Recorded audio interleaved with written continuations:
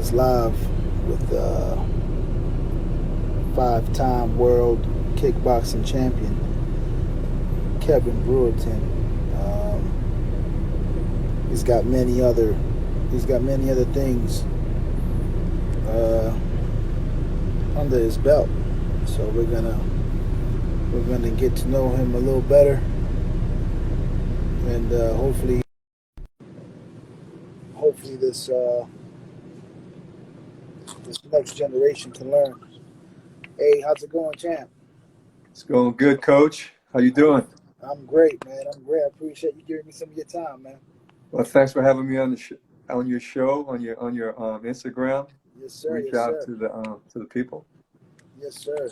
Yeah, I was just sharing, not just letting it be known that you got multiple layers. It's like you, for me, it's almost like you mastered the art of not just staying in one lane. I mean, five-time world kickboxing champion, right? That in itself, it's in its own lane. But I said I would do my homework, and I did.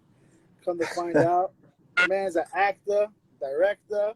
He's a book writer, right? He's an artist. He's also an artist, right? So it's like you found multiple ways to channel your energy and everything that you bring to the table. So, I mean, we can start with whatever point you would like to start with at this point. Me personally, I was really intrigued by the book. I found it online, and I'm going to order it through Amazon unless you have a better platform for me to order. I don't know.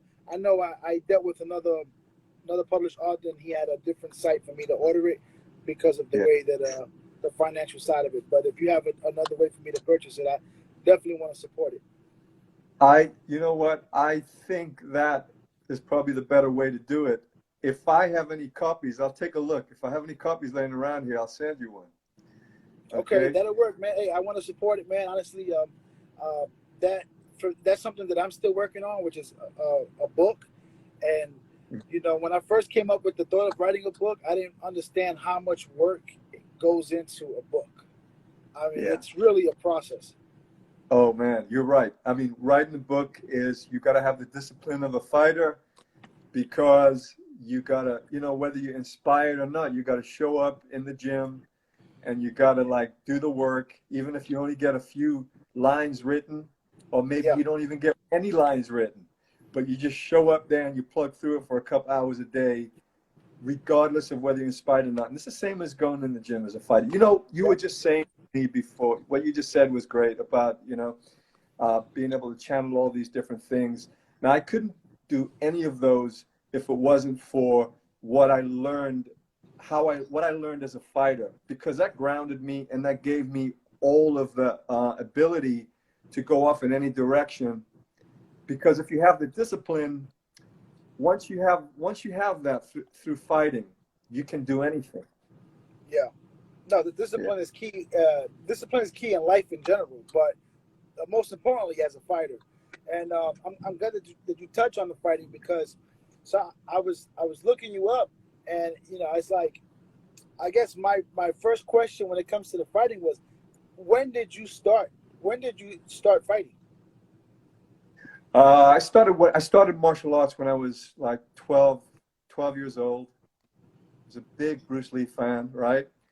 And then a big Muhammad Ali fan. And I was born in England, right? So I was born in Newcastle, England, and my dream was to be one of the, great fighters. And back in that era, I was following, as a teenager, I was following the likes of Ali, of course, Larry Holmes, Sugar Ray Leonard, Hitman Hearns, that great era. So those guys inspired me, and I wanted to be like those. So I was just running through town every day. Get up at 5, 6 a.m. in the morning, and I was boxing. I was doing boxing. Yeah, it was great. I was boxing at the time when I was doing martial arts. I mean, boxing is a martial art. But, I was doing traditional kung fu, and I was doing boxing at the same time. It was horrendous because I had no days to rest. I wanted to kill myself, but it paid off. Yeah, Yeah, well, I tell you what, the hard work paid off because today, you can stand anywhere and five-time world champion. That goes that they can't take that from you. So the hard work paid off, right? And Yeah. that's a testament. That's a testament to that discipline, right? For having to keep getting up, tired or not, and just exploring those different avenues and mastering your craft, whether it was the Yeah. boxing or the martial arts, and then ultimately combining it, right? Because this is where we get the kickboxing from. So, Yeah. you Oh, you was able to take that. So, how was that transition for you from the arts and the boxing, and to combine it all into one?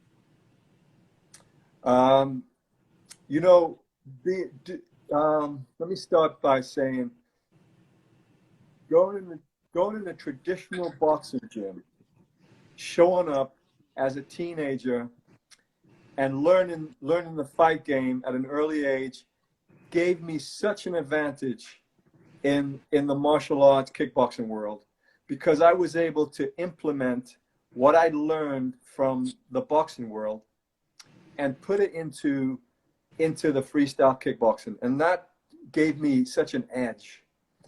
There are lots of different levels, but it gave me an edge in terms of how I'd incorporate the boxing style, and people weren't really doing that then, not to the degree. I mean, kickboxers were kickboxers, but there were few that were really, really, really like skilled in and could combine boxing and kickboxing at a really high level. So that Okay. gave me such an advantage. Yeah. That's good. Yeah, because I would think, me personally, I was brought up in boxing. I Mhm. used to always discredit like mixed martial arts. I said, oh, that's street fighting. And then a good friend of mine, he took me to the gym, and he was like, we're gonna go rolling today. And I learned that day that there really is like a true technique to what is being done outside of a boxing ring. It may seem simple, but that just goes to show how well it's been perfected by those fighters that can get in there and make it look so simple. So, Oh yeah. uh, we have a question right now for you, which is, what was the most difficult technique to master? That's a great question. The most difficult technique to master is yourself, your own head, Nice, because I like that. right, winning is all about how you think. It's all about your mentality, and that's what separates great champions from mediocre or really good fighters, excellent fighters. But there's a different level on the the elite. There's an elite level, and that's all about fighting, all about the mindset. So, yeah. All about the mind. Yeah, and Uh, that also would apply to life itself. How you handle day-to-day situations. totally. One of the things that I carry on in my life, I keep reminding myself, is that when you're having a tough time, smile, laugh, find some lightness to it if you can. I don't want to make light of anyone's struggles, all right? Because Yeah. we're all dealing with stuff, right? But whenever you get a chance, if you can lighten it up, it gives you a lot of power. I learned that from Ali. I used to watch him and see how he would mess with everyone's heads, and he'd be joking, he'd be laughing, and I realized when I became a competitive fighter, I realized that all that fooling around was to to get himself in the right state of mind, so he could he could he could face these guys like George Foreman, Joe Frazier, I Yeah. mean, Ken, and all these guys were killers.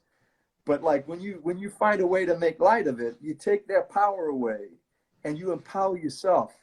It's a psychological thing. Well, yeah, it's 90% mental, 10% physical. So Yeah, a yeah. lot of people think about it otherwise. They'll see the guy with the big muscles and a six pack, and they're like, "Oh, he's gonna crush that guy," and they don't seem to understand that. Um, that it really is a battle of the minds. It's like I like to when I teach fighters, I tell them boxing is like playing chess at a fast pace. So you gotta outthink that man's next move, and you got to beat Yeah. them to it. You know, that essentially that's the goal. So, Yeah, you're right, Coach. Coach, that's what boxing is, right? That's totally boxing. now what when competing, actually did so you didn't just train in the boxing, you actually competed amateur wise in the boxing as well? Yeah, I did. I fought as an amateur boxer while I was doing martial arts competitions, and you know, any boxer who did amateur, anyone who's a kid, a teenager, and you're boxing, it's kind of a rites of passage, because you're finding your way into the world as you're becoming a young adult. So that was a big thing for me. Gave me a lot of foundation to build on. It's great. I recommend it Now, to any kid. yeah, I tell people, it's just great for lifestyle purposes. Just the discipline Yeah, aspect of it, the health wise. I tell people jokingly, but I mean it. Self defense. You never know when you have to punch someone in the face. So it's like you want to put yourself in a position to be, successful on all levels. I guess my that's next right. question for you is That's right. when Positioning yourself. when I heard a quote, and I can't remember who it was from, uh-huh. and it gave me an insight. And the quote that I heard years ago when I was a kid was this: "It takes two kinds of work to be a champion. It takes hard work and smart work. And you need to be a hard, smart worker." Yeah. Hard, smart work, and it's the truth because the hard work, and this is another thing that I teach my fighters. The hard work is done in the gym.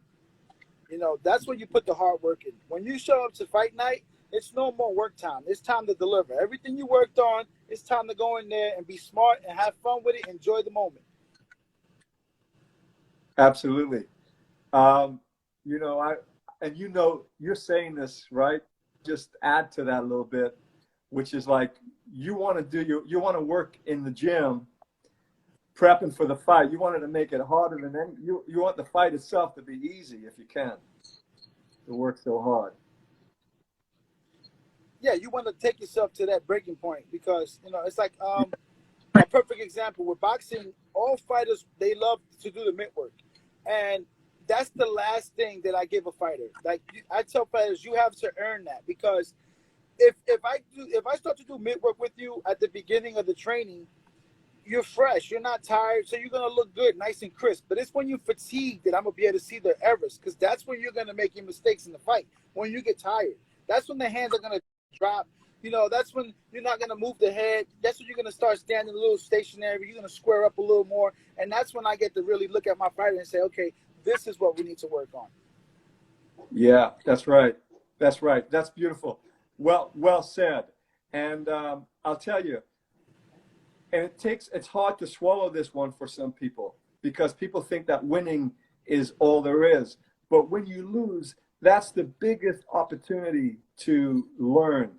And that's what really makes you a great fighter. I used to think all through my career, I wanted to be undefeated. I mean, that's the thing about being undefeated. And we should strive for that. We should never not strive for that. But Yeah. I'm glad I was not undefeated. I'm glad I had opportunities to come back and pull myself off the canvas and then go back in the ring and redeem myself, because that's what life's all about. Yeah, that's right. That's right. And that's Yeah. and that really defines life itself. So it's like if you can get off the canvas and get on to the next one, because life is the one fight we never stop battling with. Life is always going to hit you, and that's the hardest punch you'll ever deal with. It's life itself. It's unpredictable. It fights at its own pace, and when you think you're in control, it just finds a way to show you that, hey, slow down, buddy. That's right. So I always like to let people know that it's important to stay in control of yourself and enjoy the moment, but stay focused and dedicated to whatever it is you're working on. Absolutely, man. You can't be more right. We have another question here for you, which is as a martial artist, what do your daily training routine consist of?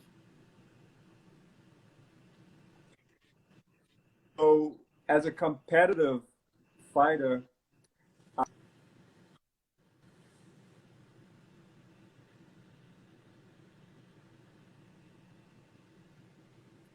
miles, I might do a little more, might be doing a little less. Then I'd go home, have breakfast, go to bed, go back to bed for a few hours. Then I'd go to the gym, pad work, all the usual stuff. And then I'd go back. And then I was teaching martial arts then, and I was able to go back and teach in the evenings. And then I'd work with my students, and I'd spar with them a lot. And Nice. what I like about that is I'd be sparring in, yeah, because it gave me, you know, what's great, what you should know is if you're a fighter, you know this, coach, is that you got to prepare yourself against all kinds of fighters. And sometimes the awkward fighters are the ones that don't have as much experience. They throw punches weird and difficult, and you just have to adapt. Yeah, those are actually the most dangerous ones, because it's the punch you don't see that hurts you the most.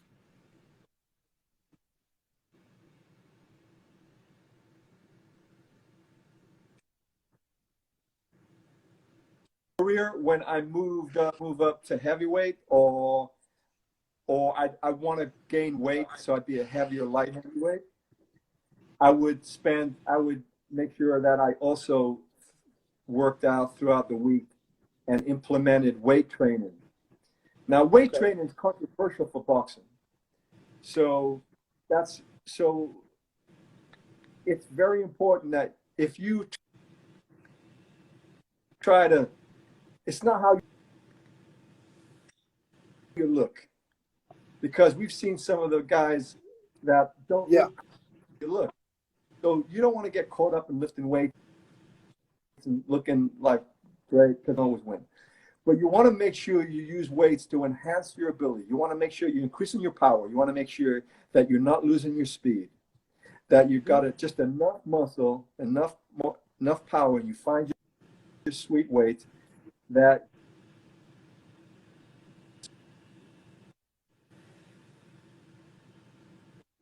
for you. Punching power, speed, execution, everything's working. That's all part of the balance of being a complete fighter. You know, some guys rely too much on power. Some guys rely too much on speed. You know, the saying is, you know, speed is power. Yes, to some degree. The faster you can throw the punch, the more I feel it. But there's a difference between having brute strength and being able to hit a guy with one punch and put him out, and having to, you know, get a barrage of punches off. You know, so it's definitely important to have that balance. But you don't want to use too much weights where, like I tell my fighters, I never preach weights when I train. I do all body weight, simply because the more muscle you have, the more oxygen you require. So they don't understand that part. So if your conditioning is not up to that level, you know, as you fatigue, those muscles are cramped. The arms, they get heavier. The legs don't want to move no more. You know, you start to shut down mentally. And once that happens, you know, that's when you see things change in the fight for a fighter.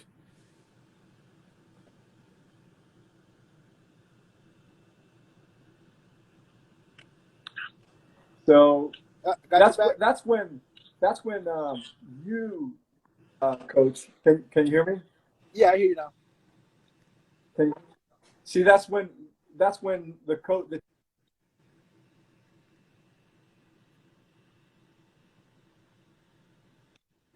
You know, you're gonna help the fighter to find that balance.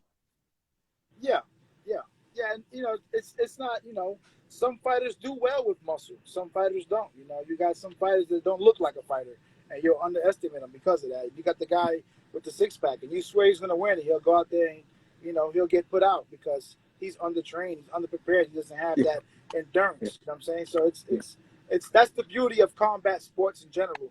That, you know, it's always for one, who is better prepared for battle, but also who wants it that much more. Who's mentally prepared to go, you know, the long haul? Who's gonna do whatever it takes to get this victory? Absolutely, yeah, for real, that's true. And that goes back down to the mental, desire. A lot of things, when at the time, you don't realize what's driving you, man. Sometimes, we're all driven for different reasons. Yeah. And it's your heart to beat, man. It's hard to beat. Oh yeah. And I'm glad you touched on that, because that was one of my questions for you is, what kept you motivated to continue to scale? Because, to be a one-time world champion is one thing, two-time, cool, but once you start hitting the 3, 4, 5s, it's not many of you out there that can actually say, hey, I'm a multiple-time world champion, I'm a 5-time world champion. So what kept you going? What was your motivation to continue to scale yourself to that next level? I think I needed to prove myself, I think. And at the time, you don't always know what's motivating you. I always know what I wanted. I wanted to be a great champion. I wanted to be one of the great fighters. That was my goal. That was the one dream I had. And but later, when you start to look at the psychology and maybe what was in your life at the time to make that, I never knew my father. I didn't know my father growing up.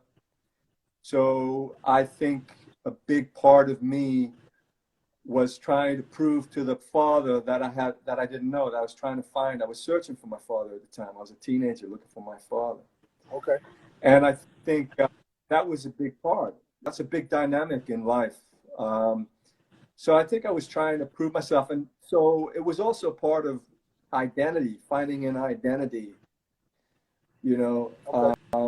and trying to find out who I was.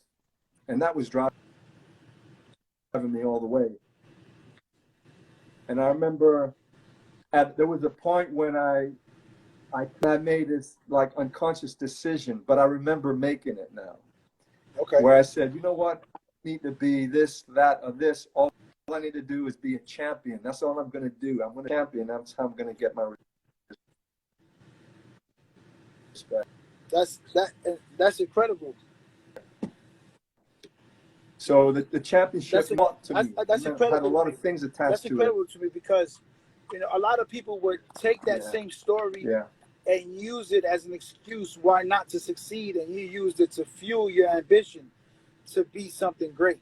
So that to me itself is an amazing story, because most people are seek the easy way out, and instead, you didn't have a road to follow, so you created your own lane. You made your own road. You made your own lane, and hey, man, fast forward to where we are today, man. 5-time world champion. I'm gonna keep saying it because for me it's a privilege. Yeah. It's an honor to be able to have you on live and just be able to communicate with you. And there aren't many people out here that have accomplished what you've accomplished, and the amount of work and commitment and dedication that takes for you to reach that point, it's incredible.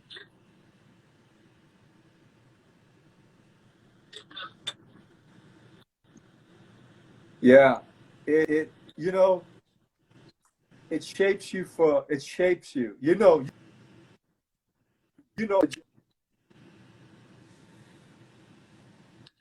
your ass. It's like the movie Rocky, right? It's a cliche, but it's one of the best things in the world. Yeah, you're probably like that. I can tell, right? So that works. So it works, so we've man. covered. We've covered, the beginning of your fighting. We've covered, what fueled you to become a great champion.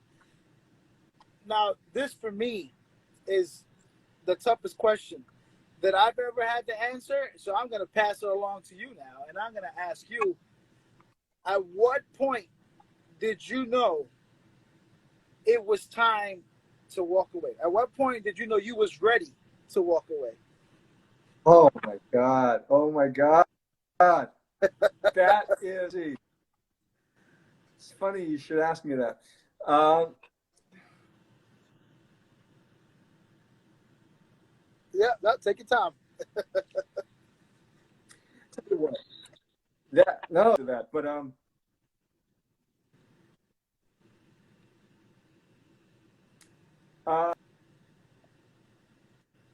um, I was fighting lad to go out for the fight, and I was something in me in the locker room before I went out for the fight, in my heart, and I was by myself, psyching myself up, ready to go. My heart just said, "This is going to be your last fight. Wow. Give it your best. Leave your heart leave your heart in the ring Wow. tonight." It just happened. I don't know where it came from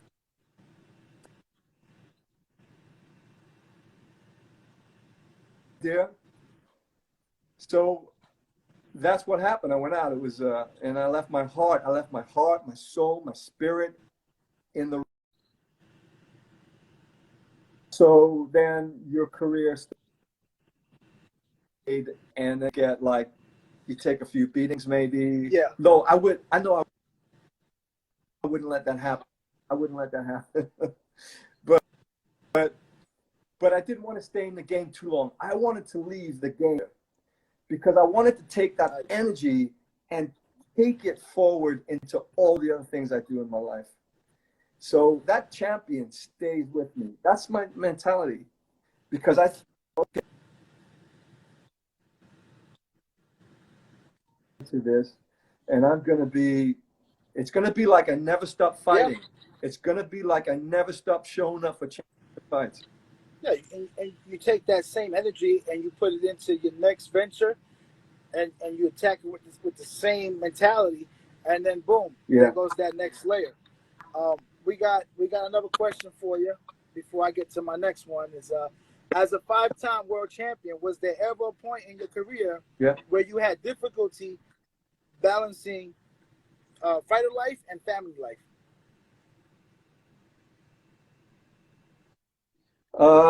It's a great question. Families. There were times where you okay. This could be answered in a few ways, and it's an important question. All right, for me, I don't feel like I had I had a situation where the people around me and the family around me, they were supportive Jim each time.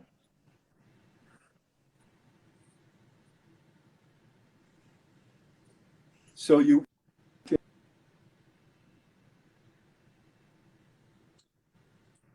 too much. There are a couple of times in my where I was kind of I was like cruising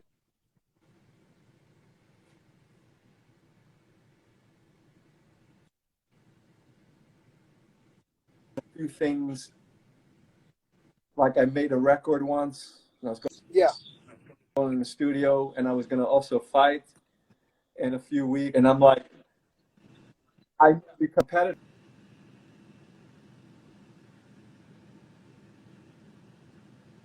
I learned, I just, okay for me, but I know that uh, you need to be 100%, 101% on your game. You have to be. Yeah. You can't mix it with things. I don't know if that answers your question, Yeah. No. but I would just say that you gotta have support from your family. Yeah. Yeah, I would definitely say that, and I agree because you know, and this is another reason. I'm glad that you said that because I say to a lot of times, like I personally, I don't train a lot of fighters at once. Like, should I say, I don't have many fighters that I call my fighters. I train clients for I'll help you weight loss. Right. I'll teach you the technique and the basics. But for me to call Right. you my fighter, I personally don't take on many because I feel that if you have 10, 15, 20 fighters, you're cheating those fighters. There's no way you can give 100% to each fighter on a daily basis to understand what the fighter's dealing with, what he's got going on mentally, physically, what he's dealing with, injuries, what he got going on outside of the training, all of the above. So these are the things that I use to refrain from training multiple fighters at once. And this is why, you'll see me with the same guy all the time because I'm going to give him and whoever else I'm working with 100%. Yeah, that's very, very smart because the energy, you 100% on one. Yeah. Yeah. Yeah. Otherwise, so you know what? you're cheating them. What's that? Yeah. You know exactly how it goes, so you're able to give them 100%. Yeah. I mean, like anyone who, I mean, the advice that you're giving to people is invaluable, and obviously, you definitely, you have experience and you know what you're talking about, and yeah, you're the kind of, if people can't train with you, they should find coach like you. Yeah, and that's what I tell them. And I'm not the type of trainer or coach that's like greedy and I want to keep every. I'll tell people, look, I got what I got right now, but this person is a good trainer. This person's got a good foundation. I'll send them other ways because I don't ever want you to come back and say, hey, I didn't get 100% out of coach, and that's why I wasn't able to reach that next level. But I'm glad that you touched on that as well. So. The shift from the fight world into the acting. Now, I didn't get to watch many, but I got to see some of your clips and things of that nature, and I felt like acting. If I didn't know you was a fighter, I would have felt like you've just been an actor the entire time. Yeah, man. Thank you. That's a compliment for me because that is something I worked harder for,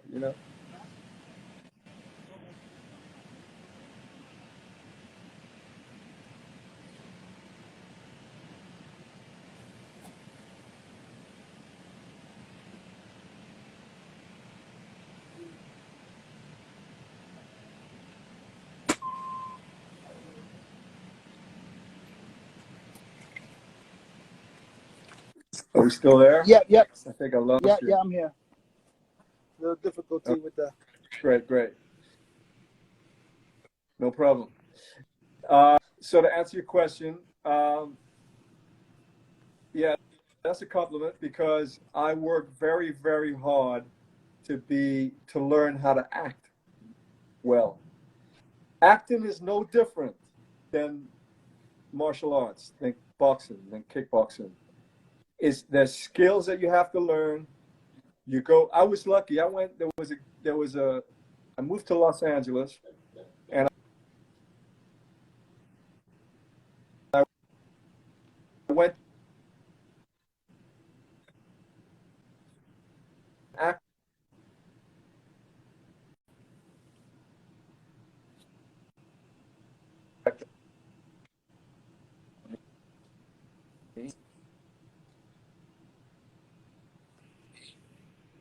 My goal was to be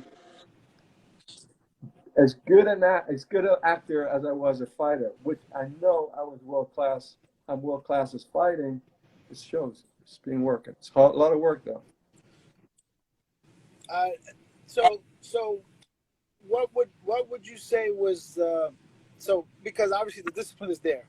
So I know whatever role you get, you're gonna give it 100%. You're gonna lock in, and you're gonna own that character. So how difficult is to go from being in character to let's say you were shooting today, and then now that's it. You're done shooting, and you're going home for the day. Do you stay in that character, or are you able to separate from the character and leave the character on set?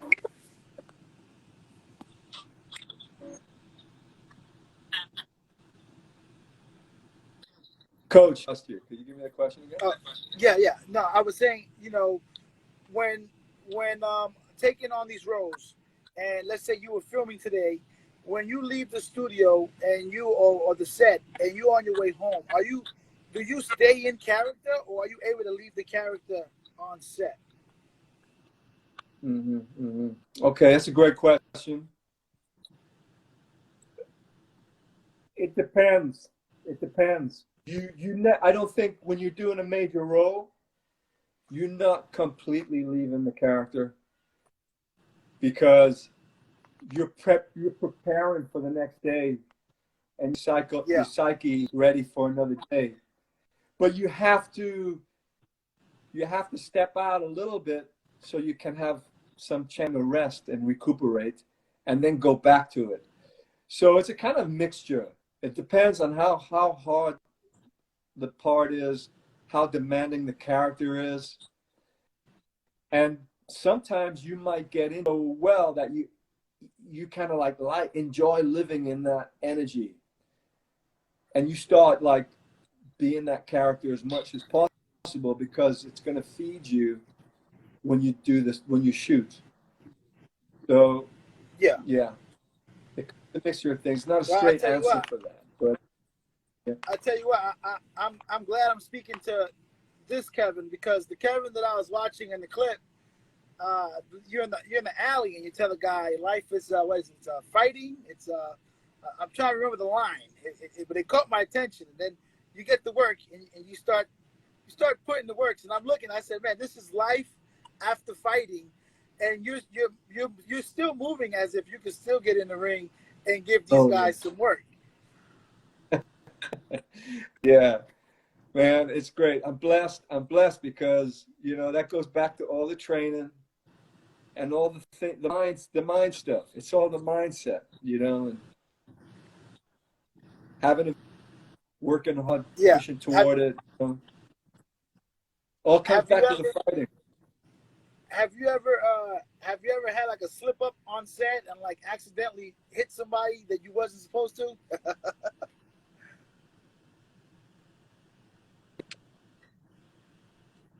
Can you hear me now? Yeah.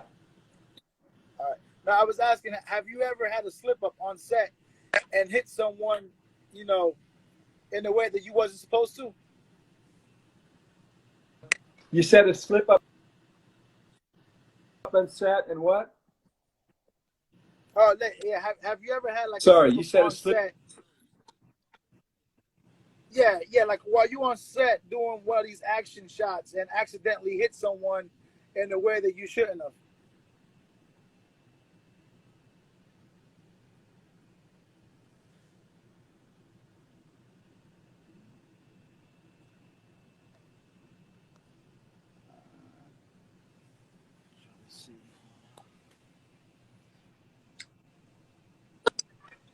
Can you hear me? Yeah. Yes, I did. I did. I was in China. Can you guys hear me? Yeah. 2018, and was doing a film, and there's this fight scene in the back alley where I take on these like 5 guys in the back alley. I beat them all up. It's great. Right? So there's this Chinese guy, and he's pretty big. He's all Yeah, I'm glad I wasn't the guy. He's pretty on meaty. The receiving end. This fight on and I hit him with a kick in the leg. Cool, you don't really. This is called movies for a reason. It's not real. But I caught him solid, man, and he just kept smiling at me. That was great. Yeah, I'll make sure not to volunteer for any roles. Let me tell you something about Chinese filmmaking, though. They're different to Americans, because you know how you do fight. We do fights. We choreograph fight scenes in America, right, or anywhere else in the world. where you focus the punch, but there's about 3 inches between the face and the fist. But on camera, if you get the right angle, it hit, right? So in China, they did some old Hong Kong filmmaking where they stick the cotton wool in the guy's side of the guy's mouth. Wow. And yeah. That was, I thought, wow, I didn't think they did that anymore, but shit. Yeah. Hey, whatever gets the job done, right? That's right. Yeah, whatever gets the job done. The movie The Lost Souls, that's your most recent? The Dark Soul, yeah. The Dark Soul, most recent. Dark Soul. Most recent one. The Dark Soul. It's on Amazon Prime, if anyone wants to look at it. That was the last film. But I got some other things in the pipeline. So I'll be keeping you posted. Hopefully we have a documentary coming soon. Yeah, hey man, however I can support, promoting, whatever I can do on my side, I'm just a call away, man. I'm here to support you 100%, brother. I appreciate that. You know what? It's great to have the network and the support from my brothers and my friends and my family. So I do appreciate that. And likewise, because I think what you're doing is like critical, and it's sending great message out there to your listeners, and it's important. So I'm full support too. Thank you. Yeah, I want to create awareness so fighters alike, whether it's boxing or martial arts or whatever they're just any competitive contact sport. I want them to understand that there is life outside of whatever it is that they're doing, and sometimes they don't know how to walk away because they think that there's nothing left after that, and it's like, you're the perfect example. I mean, you're a published author, you have your acting, you have your directing, I mean, and your painting. I was looking at it, and, you do art, right? And it's like, man, I've only been able to view what you have on your page, right? And I've turned my phone at different angles, to get different things. And your painting really, for me, it's, I almost feel like you get a blank canvas, and I feel like, for me, I feel like you freestyle with it, right? And it's like you kind of go with what you feel, and and the end result reflects that. To me, that's what I get from your painting. I don't know if you have a different process, but that's what I reflect. That's what I get from looking at your painting. You're absolutely right. You're absolutely right. And obviously know how to look at it and get that read. Yeah, it's like I always say that you don't paint, and I'm not the only artist who said this, but you don't paint pictures. You paint what's inside of you. You paint what's part of you. That's what painting is. For me, it's a language, like fighting. And I mean, fighting is an art form as well. I mean, everything is art. So it's an expression. And that is what, when people understand what art really is, it's also life-changing in the same way that fighting and, boxing and going in the ring, it's life-changing in different ways, because what it does is, when you look at art, it invites you or forces you to look at things the way you just described, or in whatever way that person does. But when you're looking at the art and you're figuring out what it means, you're really looking at yourself and you're figuring out what it means inside of you, whether you know it or not. And that's where the power of the art is, because it's about understanding yourself, understanding life. I paint on boxing ring canvases. I take boxing ring canvases that have been used. Nice. One of my friends is Joe Goosen. You know Joe Goosen? And he's quite a famous boxer. So, he's kindly given me boxing canvases off his rings. We've had some with Mayweather on. We've had other fighters, that they use boxing. So they've got that energy. So I paint on them. So that's me putting, what I am, part of who I am, and creating art that on has that canvas. meaning. Yeah, totally. So they're very kind of cool. Nice. But Yeah, it could be that's anything. yeah. No, I mean, my dad does art, and he does all the time, and for him, it's his is more, I would say, more like portrait making, not necessarily of people, but Yeah. it'll be like a very in-depth look at a house and the trees and the water and the lighting, right? And so that's a different level of art. And then you got people that have like splatter all over the place, right?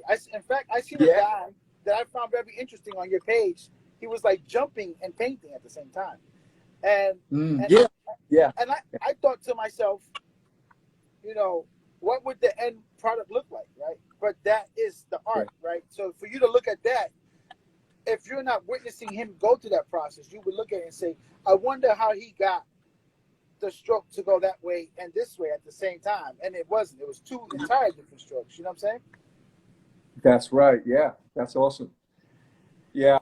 The process, the process of making art is just as important as the finished piece, Yeah. which is like And, what and, your and father. the story behind it, that moment, Oh, to be able to share oh, that and say, this is, yeah. when you look at that piece, you recognize with it because it's like you said, it's a part of you. So you're